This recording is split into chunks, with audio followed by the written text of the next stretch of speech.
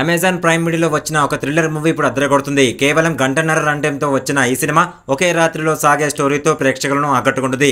ఒక చిన్న పాప కిడ్నాప్ చుట్టూ తిరిగే స్టోరీ ఇది.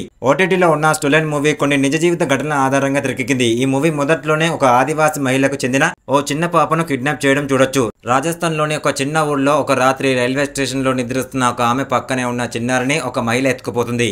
ఈ క్రమంలో అప్పుడే రైలు దిగి తన సోదరుడి కోసం ఎదురు చూస్తున్న రమణ్ను ఢీకొట్టుకుంటూ వెళ్తుంది. అతన్ని తీసుకెళ్లడానికి స్టేషన్ కు అతని అన్న గౌతమ్ వస్తాడు. ఆ మహిళకు సాయం చేయాలనుకునే ఈ ఇద్దరు అనుకోకుండా ఆ కిడ్నాప్ కేసులోనే ఇరుక్కుంటారు. వాళ్ళు వాళ్ళ కారుకు సంబంధించిన ఫోటోలు, వీడియోలు సోషల్ మీడియాలో వైరల్ అవుతాయి. పిల్లలను కిడ్నాప్ చేసే వాళ్ళుగా వాళ్ళపై ముద్ర వేస్తారు. ఓవైపు పోలీసులు, మరోవైపు బయట ఊళ్ళో వాళ్ళ లక్ష్యంగా మారుతారు. ఈ ప్రమాదం నుంచి ఆ ఇద్దరు అన్నదమ్ములు తప్పించుకుంటారా? అసలు ఆ పాప కిడ్నాప్ వెనుక ఉన్నది ఎవరు?